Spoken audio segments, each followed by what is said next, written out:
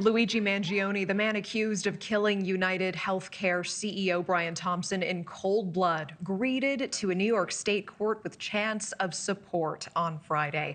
The 26-year-old has attracted throngs of supporters, many of whom are fed up with the healthcare industry in this country. They flooded the Manhattan courthouse. In fact, the court had to stop allowing in spectators. Mangione facing 11 counts of first and second-degree murder, plus weapons and forgery charges. He's also facing state charges in Pennsylvania and a federal case as well. We are bringing in attorney Marc Reichel for more on Mangione's case. Marc, it's always good to see you. Thanks for joining us. Thank you, Natasha. So, Marc, Mangione's attorney says all of the evidence hasn't been turned over to the defense yet. She has limited access to Mangione as well. Are these procedural issues or genuine concerns?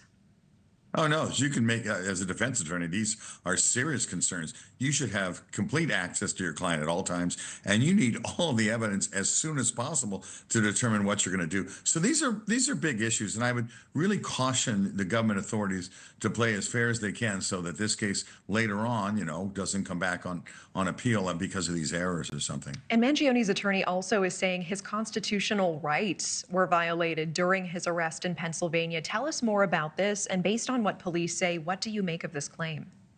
Well, it hasn't, I can't really flush it out because I haven't heard exactly what her theory is. But let me tell you, this was someone who was sitting in a restaurant, okay, and they did have an N95 mask on. And granted, they may have matched the description of this person, but I think he had a hood on and so forth. There was no arrest warrant out at that time. This was the suspect. So everyone in America has the protection of the Fourth Amendment against unreasonable search and seizure. They have to have probable cause that you are the person that committed the crime. They approached him, could have been anyone, and asked him to remove his mask. The real interesting question is going to be, is that a search? Did the officers command him to do something without probable cause at that time? When he pulls the mask down, they said, we recognize him from the photographs, and we think this is Mr. Mangione that we're looking for. They then ask him for his ID. The question is obviously, can they do that to you in public? Say, let me see your ID. And he gave him an ID that was fake. Before they ran it, they said to him, now look, if this is fake, you're going to go to jail. He then responded to them and basically said, I'm Mr. Mangione. Well, all of those questions at that point are, what probable cause do they have to stop this individual, to prevent them from going on their way here, freely? That's what the Fourth Amendment protects in the Bill of Rights and the Constitution. And then when they handcuffed him and arrested him, they searched the backpack without a warrant.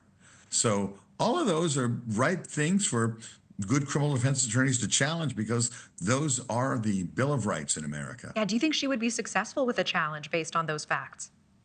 No, it's going to be real close. And even if she is, the argument would be, well, we'll just use the videotapes of the guy and all the other evidence we have. And additionally, I think they were building the case anyway.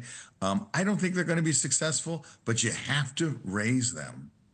Sure. Marc, as well, the Wall Street Journal reporting UnitedHealthcare's Medicare billing practices show the company was paid billions of dollars for questionable diagnoses. The Justice Department is now investigating this. What does this investigation mean for insurers? Do you think this validates the feelings of Mangione's supporters when it comes to healthcare? Even if it does, I'm not, I'm aware of some injustices in the healthcare, but that shouldn't, in my opinion, bleed over in any way to the cold-blooded, attack or vicious attack or murder on anybody that's for any reason whatsoever. We settle our grievances in the courtroom. That's why we have lawyers. Yeah, and Marc, very quickly, speaking of those supporters, some waiting in line for hours to get one of those courtroom seats open to the public. The court had to stop allowing in spectators altogether.